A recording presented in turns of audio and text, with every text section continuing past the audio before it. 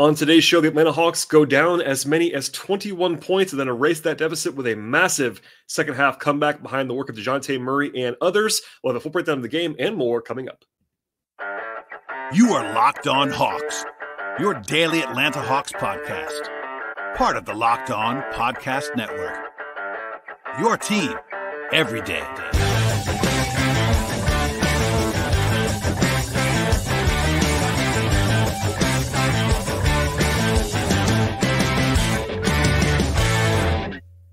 Hello, friends. Welcome to episode 1578 of the Locked On Hawks podcast. I am your host, Brad Rowland, coming to you on a Monday evening into Tuesday. And today's show is brought to you by the folks at Gametime. Download the Gametime app, create an account, use promo code Locked On NBA for $20 off your first purchase with Gametime. And I also want to encourage you at the top of the podcast, as I always do, to make us your first listen each and every day. Start your day with us and subscribe to the podcast via Spotify or Apple Podcasts or Google Podcasts. We're also on YouTube on the video side, and also encourage you to check out the entire Locked On Podcast Network, where you can find a show on each and every team across the sporting landscape and plenty more beyond that. But today's show will be focusing on what became a 127-113 win for the Hawks at home against the Minnesota Timberwolves on this Monday, a sweep of a back-to-back for Atlanta. And if you did not watch this game, you may not know the full extent, let's just say, because the Hawks winning by 14 points would not have been a terribly shocking result, given that they were at home in this game. Minnesota was favored, albeit slightly, according to our friends at FanDuel in this one. But it was truly a tale of two halves in this game. And the Hawks are now 2-2 after sweeping both sides of a very difficult back-to-back in Milwaukee and then back at home. Atlanta was down by 19 points at the half. They were down by 21 points early in the third quarter. And just for some context, Minnesota made 10 threes in the first quarter. They scored 79 points in the first half. But then the Hawks came alive, led by Dejounte Murray, who was fantastic in the second half of this game. In fact, Dejounte had 22 points in the third quarter on perfect shooting. He did not miss a shot in the third, had 30 points in the second half. The Hawks erased their entire deficit that they had in the third quarter. They tied the game at the end of the third, and then actually took a 19-point lead in the fourth quarter. So overall, and this is probably the craziest single stat of the night, even on a night where Dejounte had individual brilliance, the Hawks had a 60-20 run in the second half of this game. 60-20 against a playoff caliber team when the Hawks had the rest disadvantage in this one. So a crazy night at the office for sure across the board for the Hawks, and they're now 2-2 after 4 games. As I mentioned before, this was a back-to-back for the Hawks, also the third game in 4 nights. Minnesota was on full rest. So put it all together, and they actually got Jaden McDaniels back in this game for the first time all season long. The Hawks were narrow underdogs in this game, and given the way the first half played out, it was even more unlikely than usual that the Hawks would come back because they were the team that, again, had probably the less fresh legs in this spot. But as we sort of dive into the big picture stuff here at the beginning of the podcast, we'll have more on Dejounte later, but obviously he is the big star of the night in a game where the offense was much better than the defense for the Hawks on the whole in this one. Murray tied his career high with 41 points. He was brilliant throughout the game, especially in the second half, of course. And the Hawks had a 131 offensive rating in this contest. It's a pretty competent defense in Minnesota. They shot 46% from three. They were 17-18 from the free throw line and 56% from the floor in this one. 28 assists, only 11 turnovers. That's an excellent ratio. The only real shortcoming was the lack of offensive rebounding, but when you don't miss a lot of shots, that's not that much of a big deal for the Hawks in this game. They had 19 fast break points. That's very good. 50 points in the paint's very solid. They even played well on offense in the first half when they were actually getting beat up pretty good because they were unable to get stops. But second half, they were even better offensively. And one more thing that's actually pretty darn impressive, honestly, is that a lot of the highlights late in this game were like run-out dunks when Minnesota kind of collapsed a little bit. But the Hawks had a 114 offensive rating in the half-court possessions that they had in this game. That is an elite figure, like a 95th percentile outcome. So the Hawks were able to score early, often, consistently, and that was kind of the steady hand in this one, even if Dejounte obviously deserves a lot of the credit for the second half sort of barrage that the Hawks gave to the Wolves in this one. Defensively, again, it was really a tale of two halves for the Hawks. It was pretty wild, especially in the first half. I'll say this: it's almost always a mixture of the two, but it really was both great shot making for Minnesota in the first half, and also terrible defense for the Hawks in large portions of that half. This year, we talked about it a little bit on the podcast. Probably talk about this even more in the next couple of weeks. But the Hawks are relying more and kind of scheming towards more on-ball pressure and kind of flying around a little bit less conservative of a style than they were playing before defensively. But when they don't get home and actually create turnovers and create havoc, it could be a little bit ugly. And that's what happened in the first half of this game. Minnesota is pretty big as well across the board. Other than Mike Conley, all of their guys are pretty big for their positions. But then, of course, once the Hawks got settled in a little bit defensively, they forced like 9 turnovers in the second half. And it definitely helped that Minnesota basically stopped making shots after halftime. But the Hawks were, objectively, after watching the tape back, much better defensively in the second half, in addition to Minnesota with some regression to the mean, shall we say, after their red-hot shooting in the first half. Here's a crazy set of stats for you. In the first half, the Wolves had 79 points on 48 possessions. That is a ludicrous ratio by any NBA standard. Second half, the Wolves scored 34 points on 50 possessions, which is absolutely awful. That is a 68 offensive rating for a half. So it was truly the absolute polar opposite. And in the end, though, the Hawks were the more consistent offensive team in this game. And then defensively, they were just enough. Basically, they had a 114 defensive rating. That's not anything great by any means in this one. And the Wolves still shot it well overall for the whole game. But after halftime, it was much, much more slanted to the Hawks in this one. And look, big picture, after 4 games, they're 2-2. It is kind of ironic that the Hawks won both games of the back-to-back where they actually had the most uphill battle according to their point spread. In this one, they were notable underdogs in Milwaukee on Sunday, and then they were small underdogs in this one today. They were like coin flips against the Knicks and Wolves, but their biggest favorite so far this year was the opener against Charlotte, which they lost. So kind of a can't predict basketball situation right now with the Hawks. But look, in the end, it was very impressive for the Hawks to be so resilient in this game. I won't play the audio here, but Quinn Snyder was like, I think he called it a surreal victory. Obviously, lots of credit to Dejounte Murray given from Quinn, but talked about their resilience and their focus and attention to detail. And look, a lot of Hawks teams in the past might have rolled over in this one. And, to their credit, they didn't do that in this game. Obviously, it's too early to make sweeping generalizations about this team compared to others, but I thought it was really encouraging to see the Hawks, again, on a back-to-back against a team that was not on a back-to-back, to go ahead and kind of blow the doors off, quite frankly, in the second half. One more time, a 60-20 run after halftime in this game. That doesn't happen in the NBA very often, especially when you're playing a team that's pretty good in Minnesota. So I'll leave it there for now. We'll touch on more of this game and kind of how it flowed, and then we'll talk about the individual player stuff at the end of the podcast. But first, a word from our sponsors on today's show. Today's show is brought to you by FanDuel Sportsbook. You can snap into the action with this NFL or NBA season with America's #1 sportsbook, and that is the folks at FanDuel. If you're a new customer, get $150 in bonus bets with any winning $5 moneyline bet. That's $150 right now if your team happens to win. Beyond the awesome perks of signing up, FanDuel also has something you're looking for across the sports betting space. That includes point spreads and over-unders. They have money lines. They have player props. They have future bets, team props, all that fun stuff, and much more. The FanDuel app is also safe and secure, and they cover the entire range of sporting offerings. That includes the NFL, college football, of course, NBA, MLB. They have college basketball and golf and tennis, and soccer and auto racing and MMA and boxing. It's all there for you at FanDuel. They have also the full offering of the Hawks as well. The Hawks play again on Wednesday against Washington. They'll have the full scope of offerings there, lines, props, etc., in advance of that game. And now is the best possible time to join up with the folks at FanDuel. Visit FanDuel.com/lockedon and check out the official sportsbook partner of the Locked On Podcast Network with an offer that you absolutely will not want to miss. That is FanDuel.com/lockedon. FanDuel, official partner of the NFL. All right, so we'll dive in now to how this game kind of unfolded from start to finish. And early on, the Hawks actually started well on offense in this game. They actually scored 12 points in the first 6 possessions. That's obviously 2 points per possession. That's what you want to be doing. Hunter had a nice step back 3 that was kind of a really smooth shot.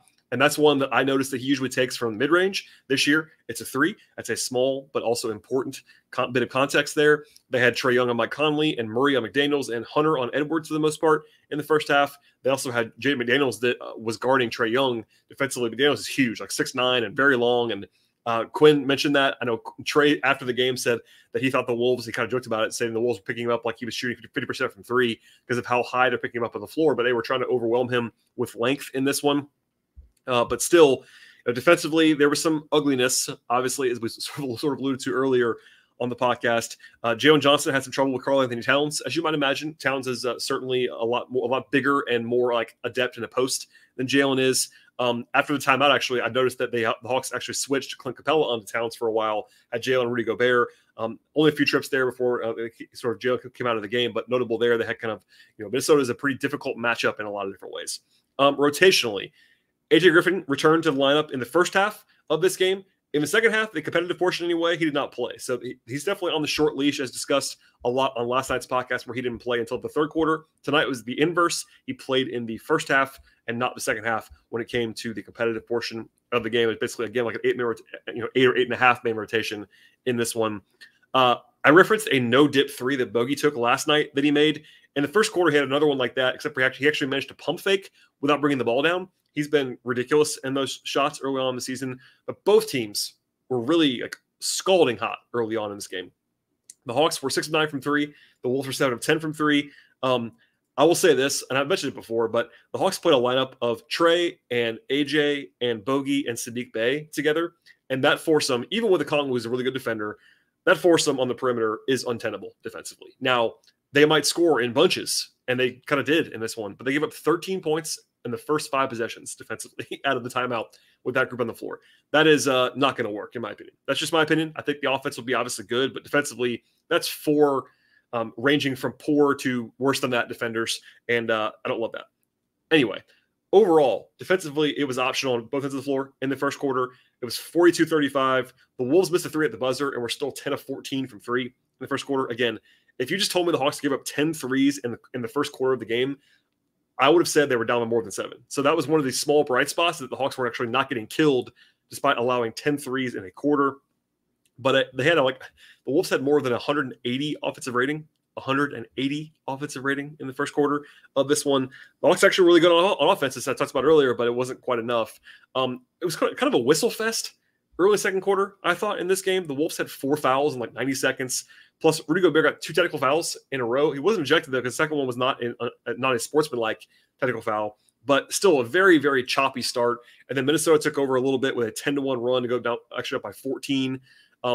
Quinn called timeout in the middle of that run, and he was pretty visibly frustrated with the defense in a lot of ways.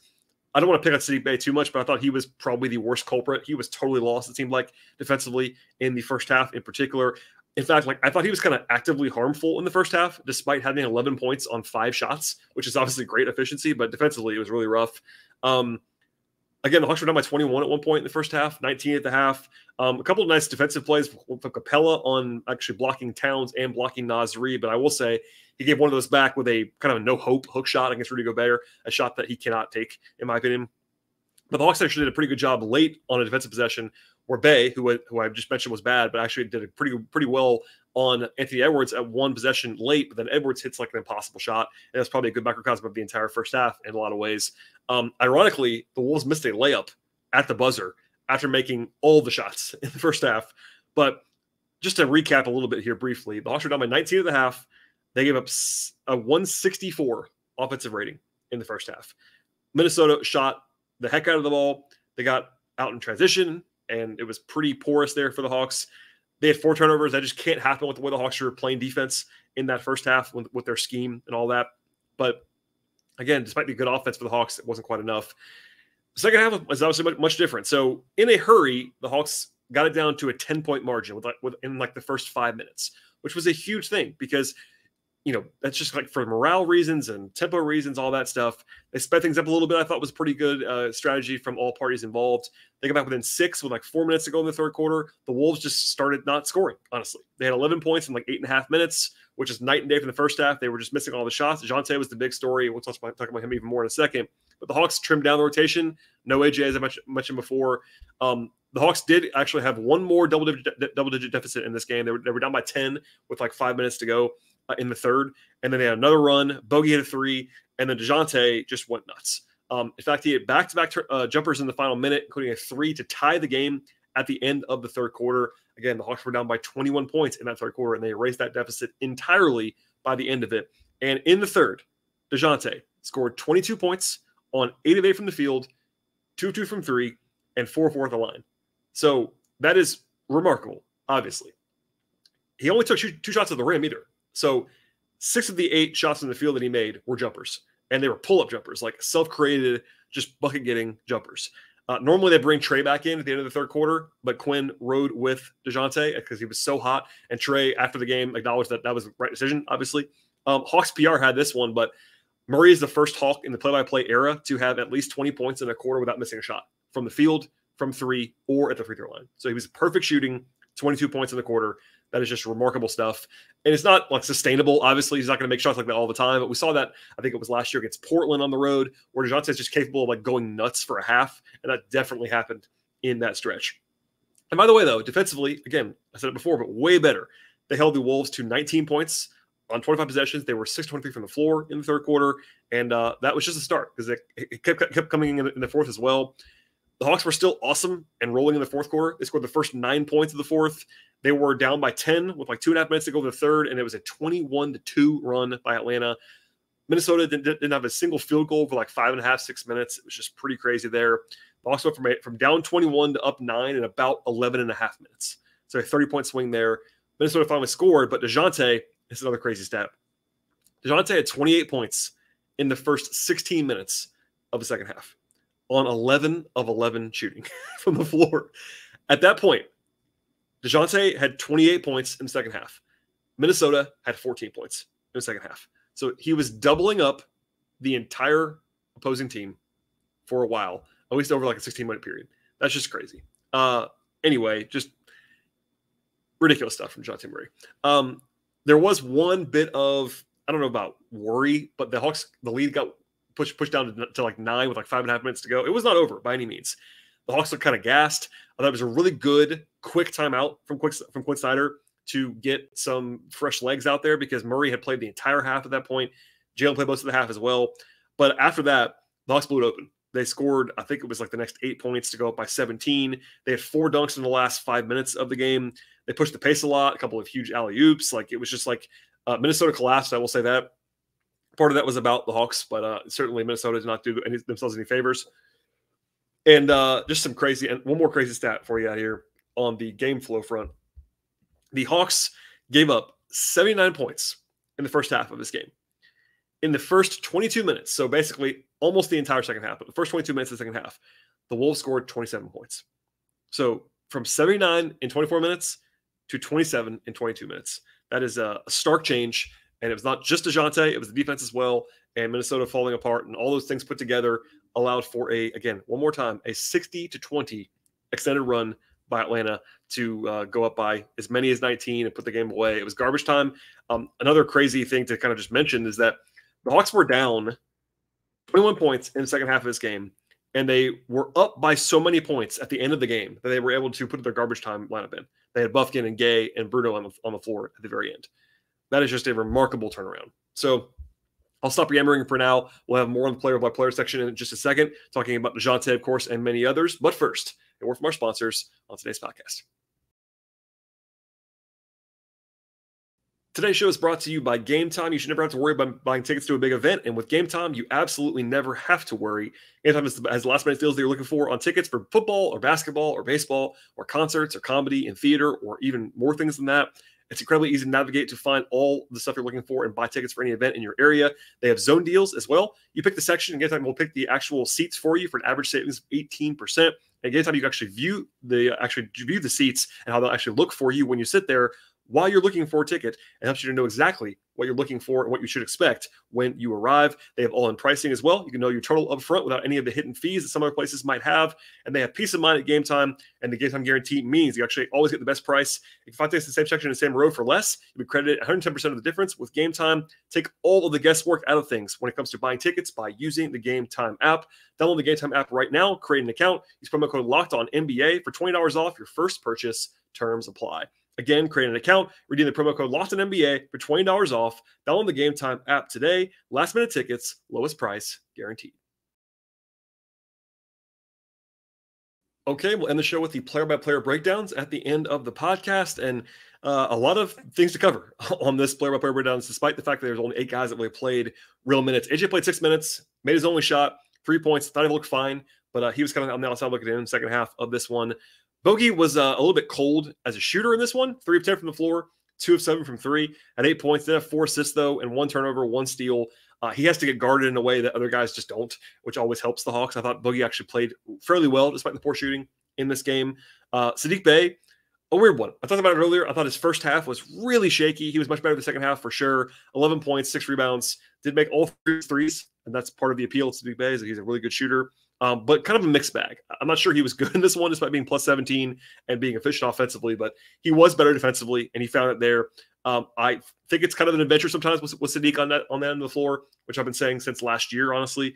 But the offense is definitely very helpful when he has it going as a shooter. Okongwu was really good, especially late in this game.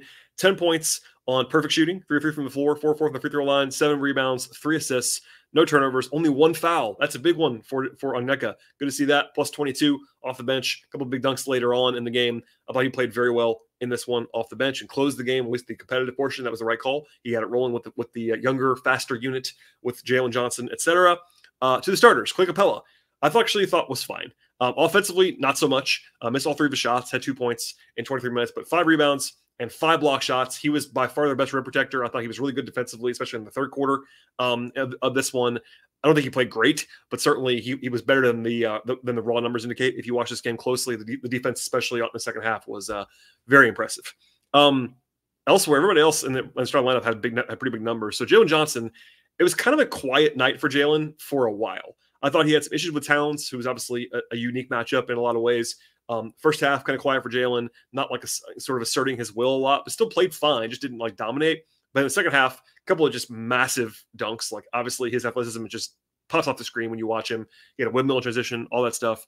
12 points in 33 minutes, 5 rebounds, 3 assists, and had a steal and a block, plus 19. He played well. I don't think he was like incredible, but I think he was like kind of quietly solid, which is all you kind of need from him, despite some early hiccups defensively like everybody else had in this one. DeAndre Hunter, I think played well again. I mean, I think DeAndre Hunter has sneakily been pretty good the last 3 games. I don't want to anoint anything too quickly, but I think a lot of the panic, I would say, that was like kind of pretty silly after the opener about DeAndre Hunter was overstated. I think he's been playing pretty well. He took 5 threes in this game, made 3 of them, 4 rebounds, 2 assists and a steal, no turnovers, moved the ball pretty well. I thought in this one defensively, he was not great early like nobody was, but I think he was better after halftime and played pretty well overall. I thought Trae Young, again, his 3-point shot is still not great. 1 of 7 from 3 in this one, but 24 points, 8 assists, and 1 turnover. That's a really good ratio for him, and made a bunch of plays later on, also deferred to DJ in a smart way. And then, look, I got to end the podcast with Dejounte Murray, 41 points to tie a career high, 7 rebounds, 5 assists, 2 steals, 17-24 from the floor, 3 of 5 from 3, 4 from the free throw line. Second half, 30 points, just like ridiculous stuff. And again, like you can't bank on this happening very often, but he will get in this mode where he just can't miss a jump shot. And if that happens, he's kind of unguardable because he can get a shot off always. Like the step backs that he can take and the crossovers and his off dribble shooting has always been valuable. It can be inefficient sometimes, but when he is going, he is really, really hard to stop. And we saw that in this game. I thought Dejounte was really good. Defensively, I thought he was better in the second half as well, like everybody else was. Gave Edwards some problems after halftime. And I think in general, he's been better defensively so far in the first 4 games this year than he was for most of last year. So lots of great stuff to talk about in this one. But, again, crazy first half, crazy second half. And on the Hawks side, the second half was, I guess, the more determinative of the final score in this game, which ended up being a nice benefit for the home team. So all that said, 2-2 now on the season and 1-1 at home. The Hawks will now return to action on Wednesday at home. In what I have to describe, I'm contractually obligated to describe this as the easiest game that the Hawks have faced so far on paper. And I want to stress that, on paper. Nothing is assured in the NBA. I hope that people already know that, but if not, look at the first 4 games where the Hawks lost to the Hornets, their worst opponent so far. And this game, they were down 21 points in the third quarter, came back and won. So games are not played on paper. Now, it doesn't mean that you ignore the matchups and talk about like what the reality is, but the Hawks should be the better team on Wednesday when they host the Washington Wizards. So the Wizards, let's just say they're not very good. Coming into the season, the Wizards had the worst win projection at FanDuel in the entire league. They did win, actually, a game of their first 3. They beat the Grizzlies at home. But tonight, they were down by like 40-ish against Boston at one point. It was 42-19 in the first quarter of tonight's game against the Celtics. The Wizards are not very good. So that's a game that the Hawks should win at home. Will they win? Is it guaranteed? Absolutely not. But this should be, and I'm pretty sure this now, unless something drastically weird happens with regard to like player availability, the Hawks will be the biggest favorite they've been so far at FanDuel in that game on Wednesday. And of course, again, the Hawks won their two most difficult games so far, and then lost their two easiest ones, in my opinion. So anything can happen when it comes to NBA basketball. One more PSA, and you might have heard this last night as well, but I know people not necessarily listening to every single show, but there is a postcast from the Locked On Podcast Network that could be sort of appearing in your audio-only feeds. I got a lot of questions about this on Friday evening. It did not happen last night. I'm not entirely sure what the schedule is for that just yet, because it's not my show, but you might see some extra audio kind of bonus show kind of thing when it comes to Locked On Sports Atlanta crew. They actually record on Friday night. So nothing is changing for me. I know I got even more questions today from people that didn't listen to this PSA last night on the show, but I am not leaving. There's no changing of the guard. It just might be some extra content in your audio only podcast feeds from Locked On Podcast Network. So stay tuned for that. Please subscribe to the podcast anywhere you get your podcasts. I encourage you to do that even multiple times. The best way to possibly support the show is to subscribe to this podcast and auto download it and give us those extra clicks. Always appreciated. Same thing on the video side, likes and subscriptions appreciated on YouTube. Please leave 5-star ratings and reviews. Follow the show on Twitter at Locked On Hawks. Follow me on Twitter if you'd like to at BT Rowland. I write about the Hawks as well. Patreon.com/BT Rowland. And I appreciate all the support in the last couple of days, and I'm sure it'll be be rolling into Wednesday. So stay tuned. We'll have much more coverage coming up later this week. I'm not sure about a podcast between now and Wednesday, but at the very least, I'll be back after the game, I should say, on Wednesday evening. And then we'll have more later on in the week and rolling into the weekend. Stay tuned, everybody. I really do appreciate you listening to the podcast tonight, and really tell your friends about the show. That's one big thing early in the season. I had somebody ask me tonight, actually, about what they can do to support the podcast. Spread the word. Tell your friends, all that fun stuff. And we'll see you all next time.